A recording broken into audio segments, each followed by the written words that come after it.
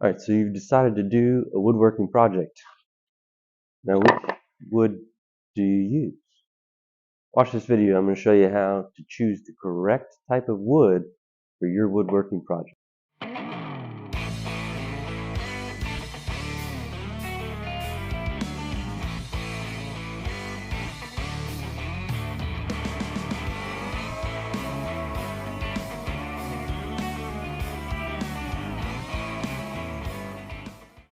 So you've decided to do a woodworking project. Now, which wood should you use for that project? Well, different projects require a different type of wood. There's a whole bunch of different species to use, not to mention different types like plywood and MDF and everything else. Watch this video and I'll explain how to choose the right type of wood for your woodworking project. And if you want to become a little more serious about it, at the end of the video, I'll tell you how to get it at a cheaper, more wholesale type of rate. Check it out. Let's start out with framing lumber. This is going to come in usually 2x material. When they say 2x, they're talking about the thickness. Now, they say 2, but what you're going to find is actually it's 1.5 inches. Okay, it's not 2 inches thick, it's 1.5 inches. I believe they used to be 2 inches thick, but you know, everybody's constantly trying to shave a little bit more off. So 1.5 inches thick. The width, this would be a 2x4. You're actually going to find it's 3.5 inches. So this is your standard framing lumber. When you hear that people talk about the studs in the house that are used for the walls, typically 2x4s, depending on the thickness of the walls. If you're framing something, this is what you're going to use. It's cheap. They grow these things pretty quickly. Typically it's going to be pine. 99% of the time you're going to find it's pine. It's built for framing. Okay, if you have a wood frame in your house or all your interior walls, 99% of the time it's going to be pine 2x4s. If you wanted to use it for a woodworking project, like I said, that's how a lot of people get started because it's cheap. You can go to the big box stores and you can get a 2x4 for about $4 or $5. So you can get it in 2x4, 2x6, 2x8, 10, 12, and they get, all the way to 16 feet long usually at those big box stores. What you'll find with them is they are rounded on the edges. Okay, so that is not great if you are, let's say, doing a glue up to make a table. If you're going to do the farmhouse table, a lot of people start that way. It's a good place to start because they're meant to be a little more rustic. You can kind of get away with your few imperfections that you're probably going to have in your first couple projects. What you do want to make sure that you achieve is that you achieve a flat surface on the sides. So if you have a jointer, that's a great way to do it. If you don't have a jointer, they are straight for the most part. I mean, if you go to the store and look at them, several of them are not straight. But you can use a straight edge and you can create a flat surface and get rid of that little rounded edge on there. And then you can glue them up and they'll all fit together nicely and look more like one piece, versus if you leave that rounded edge, you're going to have little gaps in your table. So you don't want to do that. So framing lumber, obviously use it for framing. If you want to use it for farmhouse style furniture, it's a great place to get started. But it is soft. So you need to be careful because just the slightest little nicks are going to show on it. It's easy to work with, but also easily beaten up. So the good, the bad, it's got its place.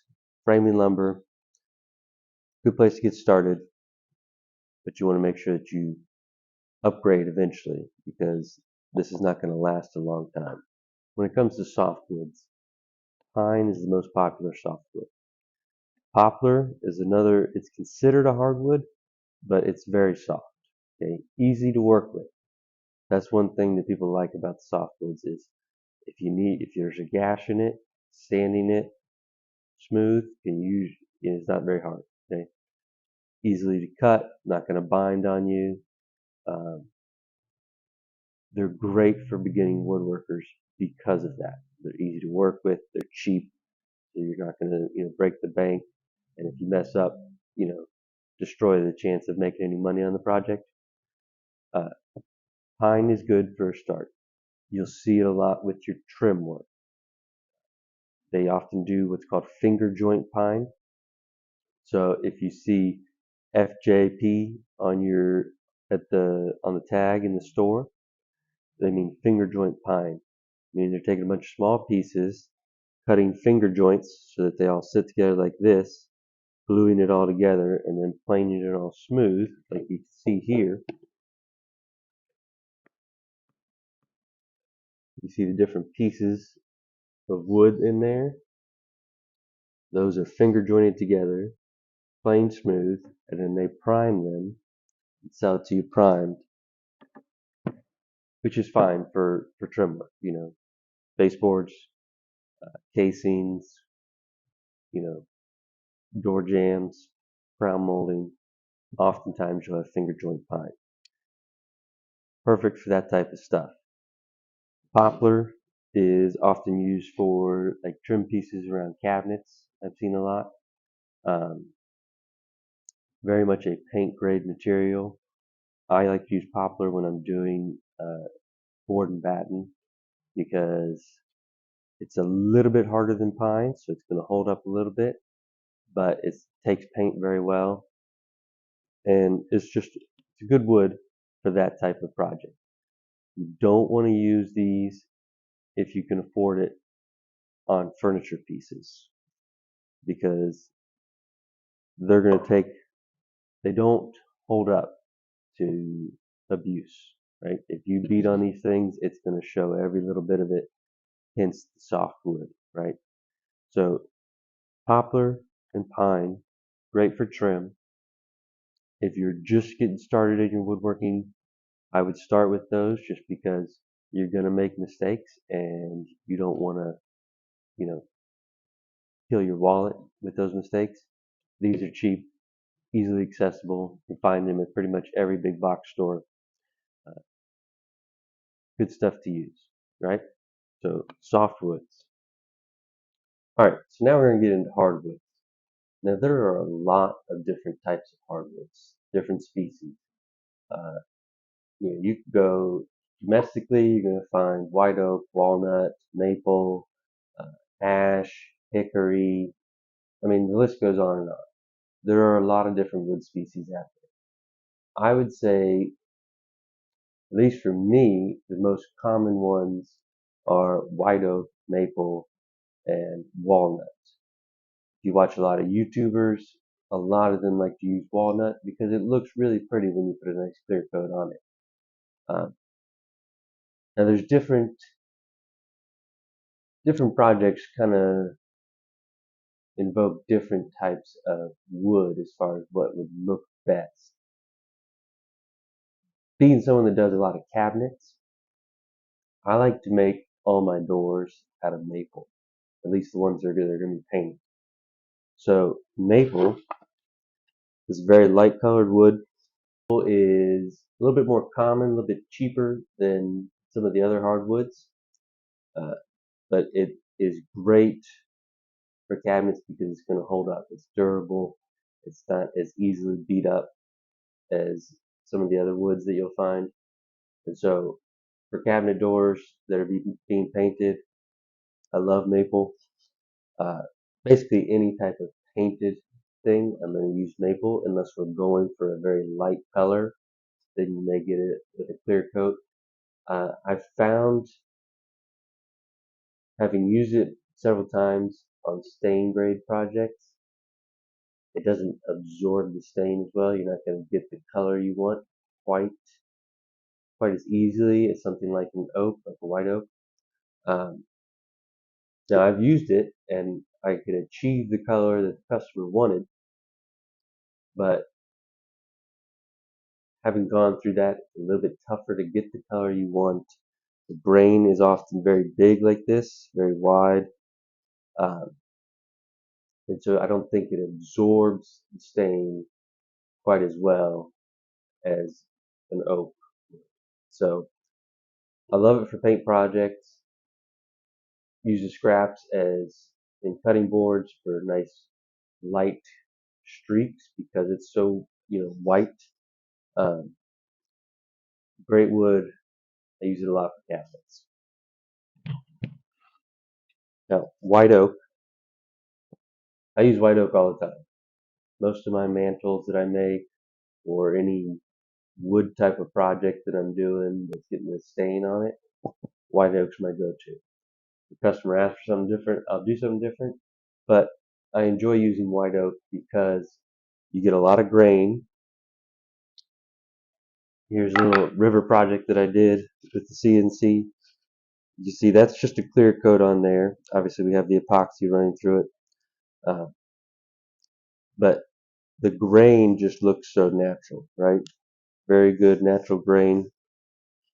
You can see the back of it there is just flat, but you're getting very much that wood look, right? Heavy grain. You can make it pop a little bit if you wanted to. Takes stain very well. So as long as you're not trying to go too light, you can add a stain, darken it up, put a nice finish on it. White oak is one of my favorite woods to use, and it's very much a hard wood that's going to hold up, right? You can beat this thing up pretty good and not have to worry about too many scratches and whatnot. Now that does come with a little bit more difficulty as far as the workability, if you will, because the grain can get tight, and when you're ripping it on the saw, sometimes you'll get some binding because it's just all really tight in there and wants to pull. And so once you've split it, it's going to start pulling on you. So be careful when you're working with it, especially ripping long pieces. You may get some burning with your blades on the table saw. Make sure you have your riving knife in there, and you'll be okay. But white oak I think, is one of the most versatile types of wood. I use it all the time. If you wanted to do cabinets, I've done cabinets with it before. Uh, Fantastic, right? You're going to get that nice rich color. It does have a little bit of a yellow shade when you just put the clear coat on it. You see, but it's a great wood to use. So furniture pieces, cabinetry, um, you know, I like it. Mantles, I've used it for countertops, not for full kitchens, but for like desktops and pantries and stuff like that. White oak is fantastic. Now, one of the most popular ones for furniture makers is walnut. You see it's got that nice dark brown look. It looks very beautiful when you put that nice clear coat on there. So no arguments that it looks fantastic. It Working with it, it's a little softer than the white oak. Um, Not too soft, so it's not like you're gonna get beat up very easily. And the other thing is, if you want, you basically are only going to clear coat walnut. You may put something on it to darken it a little bit more if you're going for that look, but because it's starting so dark, you're not going with any other color than a dark stain or just this clear coat. Here's a little serving board that I did. That's clear coat right there. It's actually just mineral oil because this is a food grade piece. Um, you can see kind of the color on it. It's very much dark brown, and that's essentially all you're going to get. You're not going any lighter. Uh, I enjoy working with walnut. I think that if you are making a nice piece, walnut's a good option for you. So walnut will run a little bit more expensive though, so understand that. I'd say with the three woods that I've presented to you right here, maples are cheaper, white oak's in the middle, and then walnut would be your more expensive. Now again, there are plenty of other species of wood to choose from. I mentioned a couple like ash and hickory. Um, I've used some African mahogany before. Another softwood would be cedar. You see a lot of cedar, great for outdoor furniture. But you can pick and choose, right? It kind of depends on the look you're going for, the amount of traffic that piece is going to get as far as handling and everything, and then your budget. Your budget's obviously going to be a big part of that. So make sure that you take all those things into account and understand that there's going to be some waste, so you're not going to be able to buy just enough wood. Almost every time there's going to be extra. And if you're not sure about that, I'll show you my scrap wood pile. All right, so the next type of thing we're going to get into is plywood. Now, plywood typically comes in one of three sizes. You're going to get your 3/4 inch, like this right here. You'll get your 1/2 inch, and then you have 1/4 inch. Each one has really a purpose, right? The 3/4 inch is what you're going to want to use for your carcasses when you're doing your cabinets. So the main box pieces that you're making they're going to be 3/4 inch plywood. It's nice and durable. It's thick enough that if you wanted to do dados and actually put the whole thing together with glue, it's going to be thick enough that you'll be able to do that, right? So 3/4 inch, great for boxes, for cabinets. That's basically what you're going to want to use, right? 1/2 inch, often used for drawers. I like to use it when I'm doing some floating shelves. You can see right here, we did folding miters, so you have a nice look on this shelf here. But you can see on the end here, it's 1/2 inch plywood that we've just put those miters on, and it would just slide onto the brackets that we have built for it, right? So 1/2 inch is often used in that type of situation, or like I said, with drawer boxes, so that it's a little bit lighter. And then you have 1/4 inch, which is usually used as a floating panel in the back of your cabinets. Um, if you're doing painted doors, you'll see often a 1/4 inch floating panel for your shaker style doors. Uh, I like to use MDF in that situation. We'll get to MDF in just a minute. But 1/4 inch has those type of applications. Sometimes the bottom piece of your drawers will be 1/4 inch as well. Uh, let's talk about what plywood is. Plywood is essentially you're getting oh, that was all beat up. You're getting a veneer on top, meaning a very thin piece of wood is glued to a whole bunch of other thin pieces of wood to create the thickness. So this is all wood. It's just layers and layers of very thin wood. The top one being your pretty side, right?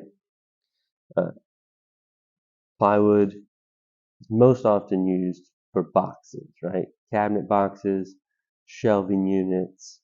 I use it all the time for my entertainment centers. Uh, Plywood, there are different grades of plywood, right? So you go to your big box stores, you'll see your exterior plywood. Usually that's pine, often treated because it's going to be outside. I would only use that in those situations. Don't bring that treated stuff into your house. That plywood is used to basically wrap your house, right? So you'll see it for roofing. You'll see it, if you have like a shed, you'll see it on the exterior parts of your shed. That's how you're going to want to use that, right? You'll see your nicer cabinet grade stuff. Birch is probably the most common cabinet when it's getting painted as far as plywood. Birch is great. It's a very light color, right? Most of your cabinets are going to get painted anyways. So birch is great for that. Maple is another one that's good for that. And all the plywoods are going to be fairly soft, right? So really you're just going to see what kind of look that you're going to get with that top veneer. Because they're using the cheaper stuff on the inside. It's all scraps that are glued together. What you're really paying for is that nice face. There are, when it comes to grading plywood, you have, I believe, A, B, and C grade, and then they'll all come with numbers, 1 or 2, as far as how many good sides. So obviously, plywood's going to have 2 sides. A1 means you're getting top quality on one side, and you'll get kind of whatever's available on the other side, which for some projects is fine. And that's all you need, because let's say you're building a box that's going between walls. You only really need that inside of that box to look good, because the outside's going up against the wall. Don't waste your money on it, right? If you have pieces that are going to be showing on both sides, then you may want to do A2, right? So make sure you know what your plywood's going to as far as your project, what's going to be visible, and that way maybe you can save a few dollars where, don't spend the extra money for A2 when you know that one side's going to be up against the wall, right? So the other thing you can get with plywood, and you'll typically only see this if you go to a distributor or to a woodworking store, is pre-finished plywood. So when I'm doing my cabinets, I do pre-finished one side for my 3/4 inch plywood. And the reason is I'm not going to paint the inside of my cabinets. This comes pre-finished, so the factory is putting a clear coat on top of this plywood, and you're going to get that nice, smooth, clean inside. And then the other side would be raw, and that's what I'm going to paint. So this saves me a ton of time and gives me that look that I'm going for inside the cabinet, right? It's very clean, it's smooth, it's not going to be seen because we're putting doors on these cabinets, obviously. So it allows for me to speed things up. I know I'm getting a quality finish. You're paying a little bit more, obviously, because they're doing more to it. But for me, it's well worth it, and it gives me a good quality interior for my cabinets. All right, so the other thing that you can get when it comes to plywood is that top veneer can be just about any species. Now, obviously, the more common ones are going to be easier to get a hold of, but I buy a lot of white oak plywood. So I've got this right here is my white oak plywood. It does have a little bit of a stain on it from what the customer wanted. This one, we ended up going a different direction in the end, but I've got this shelf where it has a white oak veneer. So a nice quality white oak veneer. So that way it'll match my white oak trim that I'm doing and all the other pieces, so it all comes together. You can get it with walnut. I've done walnut veneered plywood, maple, just about anything, right? These are the more common ones, easily available. So veneer, what veneer you get is important based on what else you're going to do with it, right? If it's getting a clear coat, if it's getting a stain, you want to make sure that it has the same species veneer as you do with the species you're going to use on the trim. If you're going to paint it, maple, birch, either one of those plywoods is great for paint. And then you're going to paint the trim anyways. So understand what you're doing with the project will determine a lot on what type of plywood you want to get. Speaking of that, when it comes to doors, I do a lot of shaker style doors. This right here is MDF, medium density fiberboard, meaning it's basically a whole bunch of sawdust glued together, pressed, and creates these boards, right? I use 1/4 inch MDF for my floating panels in the shaker style doors. Two things that I get out of that makes the reason that I choose this. Number one, MDF paints way better than 1/4 inch plywood.